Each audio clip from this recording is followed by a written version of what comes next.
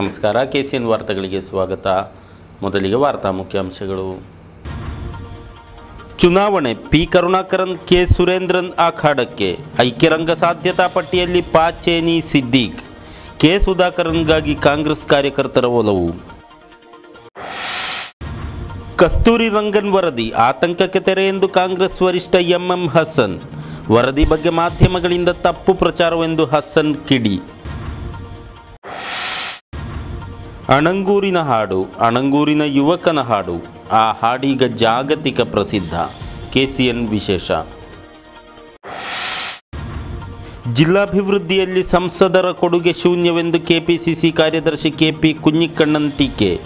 ಐಕ್ಯರಂಗಕ್ಕೆ ಪ್ರಚಂಡ ಗೆಲುವೆಂದು ಕುഞ്ഞിക്കണ്ണನ್. ಸುದ್ದಿಗಳು ವಿವರವಾಗಿ. ಲೋಕಸಭಾ ಚುನಾವಣೆಗೆ 34 ದಿನಗಳು ಮಾತ್ರ ಬಾಕಿ ಇರುವಂತೆ ಎಡರಂಗ ಹಾಗೂ ಬಿಜೆಪಿಯು ಅಭ್ಯರ್ಥಿಗಳ ಆಯ್ಕೆಯಲ್ಲಿ ಮುನ್ನಡೆ ಸಾಧಿಸಿದೆ. ಐಕ್ಯರಂಗವು ಎಲ್ಲ ಚುನಾವಣೆಗಳಂಥ ಅಭ್ಯರ್ಥಿ ಆಯ್ಕೆಯಲ್ಲಿ ನಡಿಗೆ ಪ್ರದರ್ಶಿಸಿದೆ. ಕಾಸರಗೋಡು ಲೋಕಸಭಾ ಕ್ಷೇತ್ರದಲ್ಲಿ ಎಡರಂಗ ಹಾಗೂ ಬಿಜೆಪಿಯು ಅಭ್ಯರ್ಥಿಗಳನ್ನು ನಿರ್ಣಯಿಸಿರುವಂತೆ ಹಳೆ ಹುರಿಯಾಳುಗಳೇ ಮತ್ತೆ ಕಣದಲ್ಲಿ ಜಿದ್ದಾಜಿದ್ದಿಯಾಗಲಿದ್ದಾರೆ. ಎಡರಂಗ ಅಭ್ಯರ್ಥಿಯಾಗಿ CPM ಮುಖಂಡ ಹಾಲಿ ಸಂಸತ್ ಸದಸ್ಯ ಪಿ ಕರುಣಾಕರನ್ 3ನೇ ಬಾರಿ ಆಯ್ಕೆ ಬಯಸುವಾಗ ಬಿಜೆಪಿಯು ಪಕ್ಷದ ರಾಜ್ಯ ಪ್ರಧಾನ ಕಾರ್ಯದರ್ಶಿಯು ಕಳೆದ ಲೋಕಸಭಾ ಚುನಾವಣೆ ಅಭ್ಯರ್ಥಿಯೂ ಆದ ಕೆ ಸುರೇಂದ್ರನ್ ಅವರನ್ನೇ ಅಖಾಡಕ್ಕೆ ಇಳಿಸಿದೆ. ಆದರೆ ಐಕ್ಯರಂಗವು ಇನ್ನೂ ಅಭ್ಯರ್ಥಿ ಯಾರೆಂಬ ಗೊಂದಲದಲ್ಲೇ ಸಾಗುತ್ತಿದೆ. ಮಾರ್ಚ್ 15ರಂದು ಚುನಾವಣಾ ಅಧಿಸೂಚನೆ ಹೊರಡಲಿದ್ದು 22ರ ತನಕ ನಾಮಪತ್ರ ಸಲ್ಲಿಸಬಹುದಾಗಿದೆ. ಇದರಿಂದ ಅತಿ ಶೀಘ್ರ ಸಮರ್ಥ ಅಭ್ಯರ್ಥಿಯ ಹುಡುಕಾಟ ನಡೆಸಬೇಕಾದ ಸ್ಥಿತಿ ಕಾಂಗ್ರೆಸ್ನಲ್ಲಿ ತಲೆದೋರಿದೆ. ಐಕ್ಯರಂಗದ ಸಂಭಾವ್ಯ ಪಟ್ಟಿಯಲ್ಲಿ ಯುವ ಕಾಂಗ್ರೆಸ್ ರಾಜ್ಯ ಮಾಜಿ ಅಧ್ಯಕ್ಷ ಟಿ ಸಿದ್ದೀಕ್ ಸಹಿತ ಹಲವರ ಹೆಸರು ಕೇಳಿಬರುತ್ತಿದೆ. ಆದರೆ ಸಮರ್ಥ ಅಭ್ಯರ್ಥಿಯನ್ನು ಕಣಕ್ಕಿಳಿಸುವಂತೆ ಕಾಂಗ್ರೆಸ್ ಮೈತ್ರಿಕೂಟವಾದ ಐಕ್ಯರಂಗದಲ್ಲಿ ಒತ್ತಡ ತೀವ್ರಗೊಳ್ಳುತ್ತಿದೆ.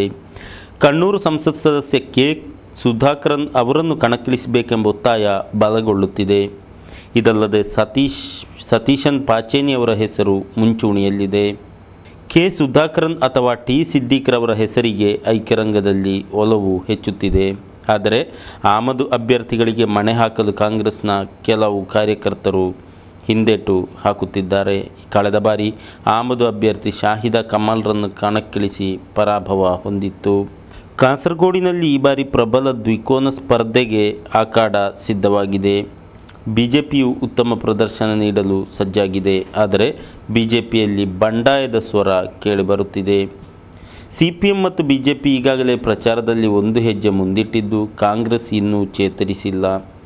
ಆಮ್ ಆದ್ಮಿ ಪಕ್ಷವು ಕಾಸರಗೋಡು ಕ್ಷೇತ್ರದಿಂದ ಅಭ್ಯರ್ಥಿಯನ್ನು ಕಣಕ್ಕಿಳಿಸಲು ತೀರ್ಮಾನಿಸಿದ್ದು ಸಮಾಜ ಸೇವಕ ಅಂಬಲತ್ತರೆ ಕುഞ്ഞിಕೃಷ್ಣನ್ ಅವರು ಅಭ್ಯರ್ಥಿಯಾಗಲಿದ್ದಾರೆ.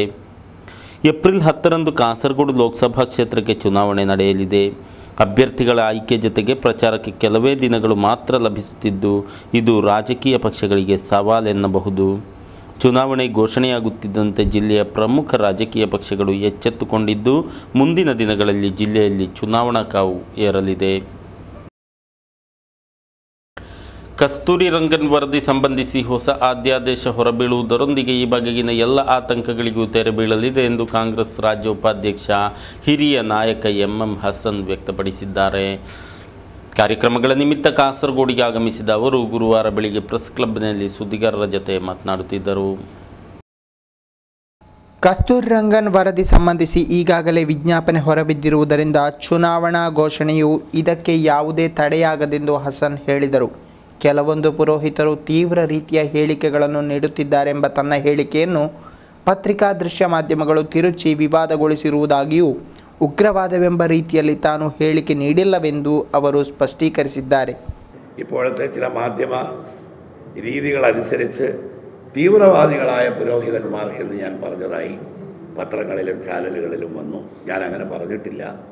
കാരണം ഈ കസ്തൂരി രംഗൻ റിപ്പോർട്ടിൻ്റെ കാര്യത്തിൽ വളരെ തീവ്രത പുലർത്തുന്ന ചില പുരോഹിതന്മാർക്കാണ് അസംതൃപ്തിയുള്ളത് എന്നാണ് ഞാൻ പറഞ്ഞിട്ടുള്ളത്. പുരോഹിതന്മാരെ തീവ്രവാദികളെന്ന് ഞാൻ വിശേഷിപ്പിച്ചിട്ടില്ല. ഈ വിഷയത്തിൽ തീവ്രതയുള്ള ആളുകൾ എന്നാണ് ഞാൻ ഉദ്ദേശിച്ചത്. അങ്ങനെ ഒരു തെറ്റിദ്ധാരണ പരത്തുന്ന രൂപത്തിലൊരു വാർത്ത വന്നതിൽ ഞാൻ ഖേദിക്കുന്നു. ഒരിക്കലും പുരോഹിതന്മാരെ അവരുടെ സേവനങ്ങളെയും അവരുടെ എല്ലാ തരത്തിലുള്ള അവർക്കുള്ള ആദരവും കുറച്ചുകൊണ്ട് സംസാരിക്കുന്ന ഒരാളല്ല ഞാൻ. KPCC ಕಾರ್ಯದರ್ಶಿ K Neelakantan, P Gangadhara Nair, VS Balachandran ಮೊದಲಾದವರು ಹಾಸನ್ ಜೊತೆಗಿದ್ದರು.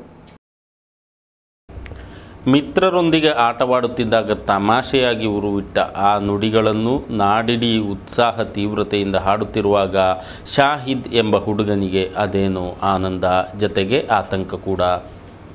ಅಣಂಗೂರು ಕೊಲ್ಲಂಪಾಡಿ ನಿವಾಸಿಯಾದ +1 ವಿದ್ಯಾರ್ಥಿ ಶಾಹಿದ್ ಉರುವಿಟ್ಟ ಹಾಡು ಇಂದು ವಾಟ್ಸಪ್, ಫೇಸ್ಬುಕ್ ಸಹಿತ ಸಾಮಾಜಿಕ ತಾಣಗಳಲ್ಲಿ ವಿಶ್ವವ್ಯಾಪಿಯಾಗಿ ಪಸರಿಸಿದೆ. ಹಾಡಿನ ಹೆಸರಿನಲ್ಲಿ ಮಲಯಾಳ ಚಲನಚಿತ್ರವೊಂದು ಸಿದ್ಧವಾಗುತ್ತಿದೆ. ಹಾಗೆ ಸಾಮಾನ್ಯ ಯುವಕನೋರ್ವ ಜಾಗತಿಕ ಮಟ್ಟದಲ್ಲೇ ಗುರುತಿಸುವಂತಾಗಿದ್ದಾನೆ. ಮಿತ್ರರ ಜತೆಗೆ ಅಣಂಗೂರಿನಲ್ಲಿ ಕುಳಿತು ಹರಟೆ ಹೊಡೆಯುತ್ತಿದ್ದಾಗ ಈ ಯುವಕ ಬೈಕಿನ ಪೆಟ್ರೋಲ್ ಟ್ಯಾಂಕಿಗೆ ಕೈಯಿಂದ ಬಡಿಯುತ್ತಾ ಹಾಡಿದ 4 ಸಾಲುಗಳು. ತನ್ನ ನಾಡಿನೊಂದಿಗಿರುವ ಪ್ರೇಮವನ್ನು ವ್ಯಕ್ತಪಡಿಸಿ ಶಾಹಿದ್ ಮಲಯಾಳದಲ್ಲಿ ಹೀಗೆ ಹಾಡಿದ್ದ: ಅಣಂಗೂರ ಪಿಳ್ಳಾರ ಕಂಡಿನ, ಚೇಲುಳ್ಳ ಪಿಳ್ಳಾರೆ ಕಂಡಿನ. ಈ ಸಾಲುಗಳಿಗೆ ಆತನ ವಿಶೇಷ ದಾಟಿ ವಿಶೇಷ ರೀತಿಯ ಶಬ್ದ ಗಮನ ಸೆಳೆಯಿತು. ಅಣ್ಗುರ್ತ ಪುಳ್ಳರೆ ಕಂಡಿನ, ಚೇಲುಳ್ಳ ಪುಳ್ಳರೆ ಕಂಡಿನ, ಕಡಕ್ಕು ಚಿಕ್ಕಮ್ಮರೆ ಕಂಡಿನ, ಕಂಡಿತಂಗು ಬಾ, ಅಣ್ಗುರ್ಕು ಬಾ. ಸುಮ್ಮನೆ ತಮಾಷೆಯಾಗಿ ಆತ ಹಾಡಿದ್ದ. ಆದರೆ ಮಿತ್ರರಾದ ಜಬ್ಬಾರ್, ಮುಹಮ್ಮದ್, ಶಮೀರ್ ಎಂಬವರು ಸೇರಿ ಹಾಡನ್ನು ರೆಕಾರ್ಡ್ ಮಾಡಿ ವಾಟ್ಸಪ್ ಸಾಮಾಜಿಕ ತಾಣದಲ್ಲಿ ಹಾಕಿದ್ದರು.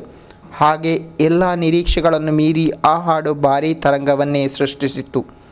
ಪದ್ಯವನ್ನಾಲಿಸಿದ ತಳಂಗರೆ ಖಾಸಗಿ ಆಂಗ್ಲ ಮಾಧ್ಯಮ ಶಾಲೆಯ ವಿದ್ಯಾರ್ಥಿನಿಯರು, ಆಲಂಪಾಡಿಯ ಮಕ್ಕಳು ಸಾಹಿತ್ಯದಲ್ಲಿ ಅಲ್ಪ ವ್ಯತ್ಯಾಸ ಸೃಷ್ಟಿಸಿ ಹಾಡಿದರು. ಹಾಗೆ ಹಾಡು ಕಣ್ಣೂರು ಜಿಲ್ಲೆಯಲ್ಲೂ ಟ್ರೆಂಡ್ ಆಯಿತು. ಅದರ ವಿವಿಧ ರೀತಿಯ ರೂಪಾಂತರ ಸೃಷ್ಟಿಯಾಯಿತು. ಶಾಲಾ വിദ്യാർത്ഥിനിയರು, തരുണിയರು ಹಾಡನ್ನು അപ്പി നെച്ചിದರು. പാടിയ തനിച്ചായിരുന്നു, കൂട്ടുകാരും ഉണ്ടായിരുന്നു അടുത്തു. ജബ്ബാർ, പിന്നെ മുഹമ്മദ്, പിന്നെ ഷമീം എന്നൊരു 3 പേരായിരുന്നു. 1 മാസമായി, 2 ആഴ്ചയിലപ്പുറം. നല്ല പ്രതികരണമായിരുന്നു. കണ്ടവരൊക്കെ അഭിനന്ദിച്ചിരുന്നു. ആലമ്പാടി തെക്കിൽ ഇതക്കിരത്ത് മണ്ണുള്ളല്ലോ പാടീന്.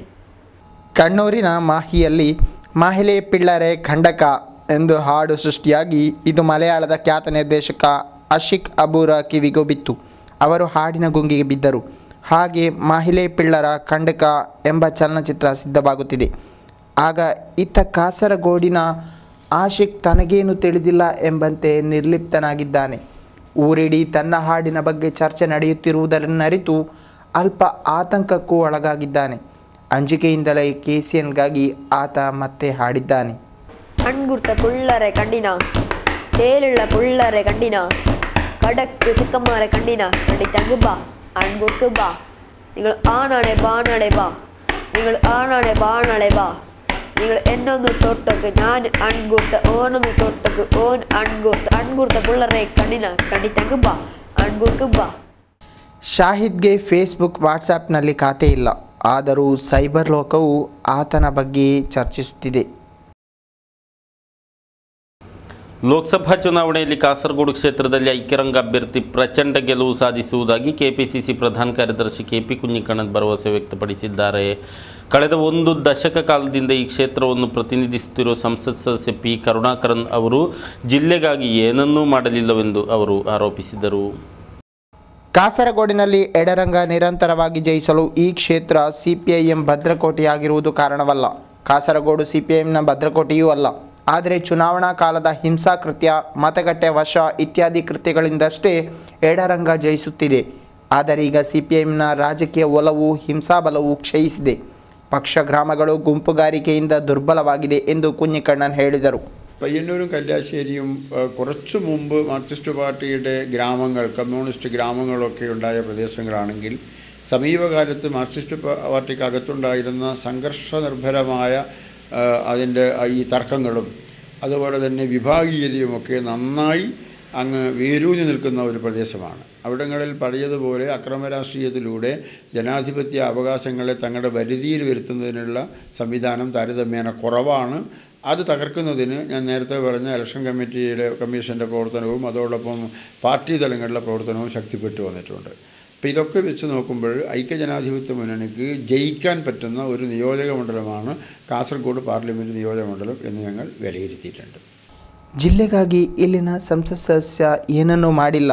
ಆದರೆ ಕೇಂದ್ರ ಸಚಿವ ಎ.ಕೆ. ಆಂಟನಿ, ಮುಖ್ಯಮಂತ್ರಿ ಉಮ್ಮನ್ ಚಾಂಡಿ, ಗೃಹ ಸಚಿವ ರಮೇಶ್ ಚೆನ್ನಿತ್ತಲ ಎಂಬುವರು ತೋರಿದ ವಿಶೇಷ ಕಾಳಜಿಯಿಂದಾಗಿ ಜಿಲ್ಲೆ ಸಮಗ್ರ അഭിവൃദ്ധി പഥದಲ್ಲಿದೆ ಎಂದರು.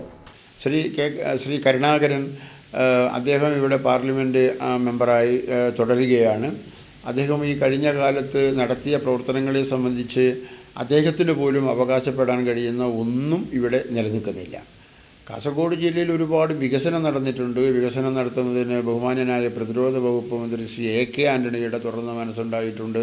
അങ്ങനെ നാനാമുഖമായ വികസന പ്രവർത്തനങ്ങളൊക്കെ കേന്ദ്ര ഗവൺമെൻറ്റിൻ്റെ പ്രവർത്തനത്തിൻ്റെയും കേരള ഗവൺമെൻറ്റിൻ്റെ പ്രവർത്തനത്തിൻ്റെയും പേരിൽ അല്ലാതെ ശ്രീ പി. കരുണാകരൻ്റെ പദ്ധതിയുടെ ഭാഗമായി ഉയർന്നു നിൽക്കുന്ന ഏതെങ്കിലും ഒരു സ്ഥാപനമോ ഏതെങ്കിലും ഒരു പദ്ധതിയോ നമുക്ക് ആർക്കും ചൂണ്ടിക്കാണിക്കാൻ പറ്റില്ല. ಲೋಕಸಭಾ ಚುನಾವಣಾ ದಿನಾಂಕ ಘೋಷಣೆಯಾಗಿರುವಂತೆ ಕಾಸರಗೋಡಿನ ಸಾರ್ವಜನಿಕ ಪ್ರದೇಶಗಳಲ್ಲಿ ಫ್ಲೆಕ್ಸ್, ಬ್ಯಾನರ್, ಭಿತ್ತಿಪತ್ರಗಳನ್ನು ತೆರವುಗೊಳಿಸುವ ಕಾರ್ಯಾಚರಣೆಗೆ ಪೊಲೀಸರು ಚಾಲನೆ ನೀಡಿದ್ದಾರೆ. ಈ ಕುರಿತು ಎಲ್ಲ ರಾಜಕೀಯ ಪಕ್ಷಗಳಿಗೆ ನೋಟಿಸ್ ಜಾರಿಗೊಳಿಸಿ ಮಾಹಿತಿ ನೀಡಲಾಗಿದೆ ಎಂದು ಪೊಲೀಸರು ತಿಳಿಸಿದ್ದಾರೆ. ರಾಜಕೀಯ ವ್ಯಕ್ತಿಗಳ ಬ್ಯಾನರ್, ಧ್ವಜಸ್ತಂಭ, ಭಿತ್ತಿಪತ್ರ, ಫ್ಲೆಕ್ಸ್ಗಳು ಹಾಗೂ ಎಲ್ಲ ರೀತಿಯ ಫಲಕಗಳನ್ನು ತಕ್ಷಣ ತೆರವುಗೊಳಿಸುವಂತೆ ನಿರ್ದೇಶಿಸಲಾಗಿದೆ. ನಿರ್ದೇಶ ಉಲ್ಲಂಘಿಸಿದಲ್ಲಿ ಪ್ರಕರಣ ದಾಖಲಿಸಿ 5,000 ರೂಪಾಯಿ ಜುಲ್ಮಾನೆ ವಿಧಿಸಲಾಗುವುದು ಎಂದು ತಿಳಿಸಲಾಗಿದೆ. ಪ್ರಸ್ತುತ ಸಾರ್ವಜನಿಕ ಸ್ಥಳಗಳಲ್ಲಿರುವ ಪಕ್ಷಗಳ ಸ್ತೂಪ, ಸಂಸ್ಮರಣಾ ಮಂಟಪ ಇತ್ಯಾದಿಗಳನ್ನು ತೆರವುಗೊಳಿಸಲು ಪೊಲೀಸರು ಮುಂದಾಗಿದ್ದಾರೆ. ಮಾದರಿ ಚುನಾವಣಾ ನೀತಿ ಸಂಹಿತೆ ಜಾರಿಯಲ್ಲಿರುವ ತನಕ ಸಾರ್ವಜನಿಕ ಪ್ರದೇಶಗಳಲ್ಲಿ, ಗೋಡೆಗಳಲ್ಲಿ, ರಸ್ತೆ, ವಿದ್ಯುತ್ ದೂರವಾಣಿ ಕಂಬಗಳಲ್ಲಿ ಪಕ್ಷಗಳ ಚುನಾವಣಾ ಪ್ರಚಾರಕ್ಕಾಗಿ ಬರಹ, ನೋಟಿಸು, ಬ್ಯಾನರ್ಗಳನ್ನು ಪ್ರದರ್ಶಿಸುವಂತಿಲ್ಲ. ಮುಳ್ಳೇರಿಯ ಸಮೀಪ ನಿರ್ಜನ ಪ್ರದೇಶದಲ್ಲಿ ಗೃಹಿಣಿಯ ಮೃತದೇಹ ಪತ್ತೆಯಾಗಿದೆ. ಪಿಂಡಿಕೈ ಚಾತುಮೂಲೆ ನಿವಾಸಿ ಬೇಬಿ ಯಾನೆ ಅಗಸ್ಟಿನ್ ಎಂಬವರ ಪತ್ನಿ ಎಂ. ಸುಧಾ 32 ಅವರ ಮೃತದೇಹ ಮನೆ ಬಳಿಯ ನಿರ್ಜನ ಹಿತ್ತಿಲಿನಲ್ಲಿ ಕಂಡುಬಂದಿದೆ.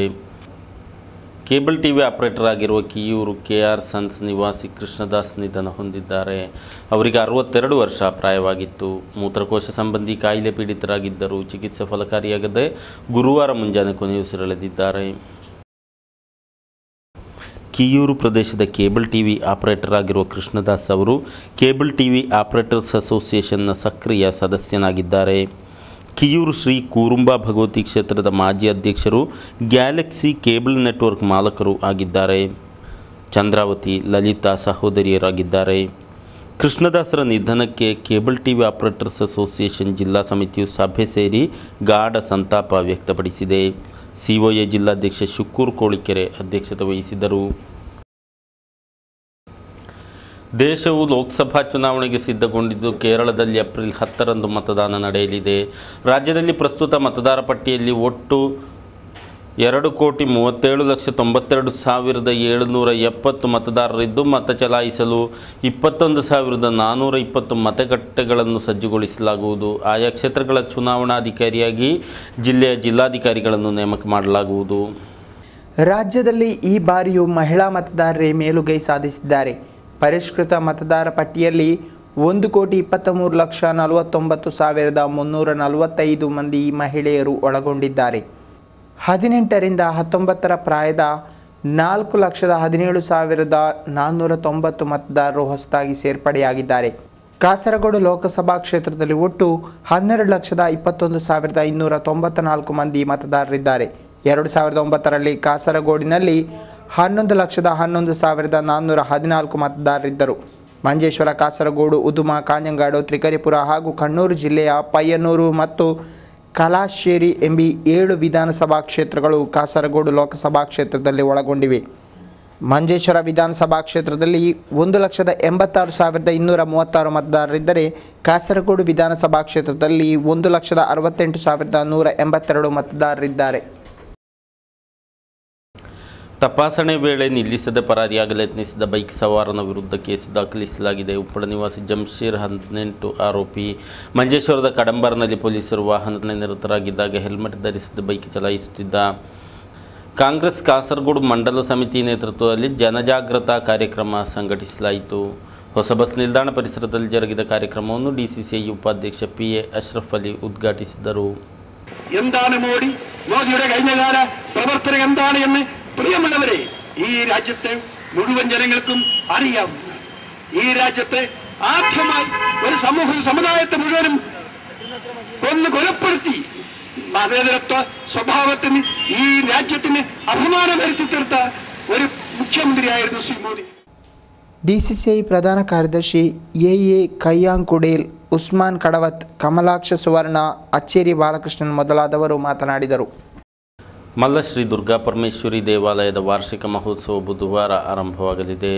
ಅಂದು ಬೆಳಿಗ್ಗೆ 8 ಗಂಟೆಗೆ ಧ್ವಜಾರೋಹಣದೊಂದಿಗೆ ಜಾತ್ರೆಗೆ ಚಾಲನೆ ಲಭಿಸಲಿದೆ. ಮಾರ್ಚ್ 18ರಂದು ಉತ್ಸವ ಸಮಾರೋಪವಾಗಲಿದ್ದು ವಿವಿಧ ವೈದಿಕ, ಧಾರ್ಮಿಕ, ಸಾಂಸ್ಕೃತಿಕ ಕಾರ್ಯಕ್ರಮ ನೆರವೇರಲಿವೆ. ಕೊನೆಯಲ್ಲಿ ಮತ್ತೊಮ್ಮೆ ಸುದ್ದಿಗಳ ಮುಖ್ಯಾಂಶಗಳು.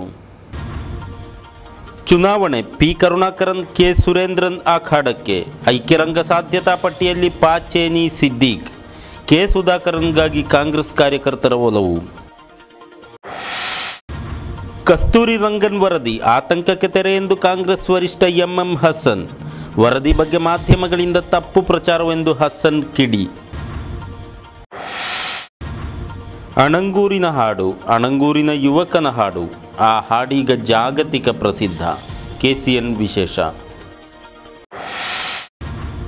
ಜಿಲ್ಲಾಭಿವೃದ್ಧಿಯಲ್ಲಿ ಸಂಸದರ ಕೊಡುಗೆ ಶೂನ್ಯವೆಂದು ಕೆಪಿಸಿಸಿ ಕಾರ್ಯದರ್ಶಿ ಕೆಪಿ ಕುഞ്ഞിക്കണ്ണನ್ ಟೀಕೆ. ಐಕ್ಯರಂಗಕ್ಕೆ ಪ್ರಚಂಡ ಗೆಲುವೆಂದು ಕುഞ്ഞിക്കണ്ണನ್.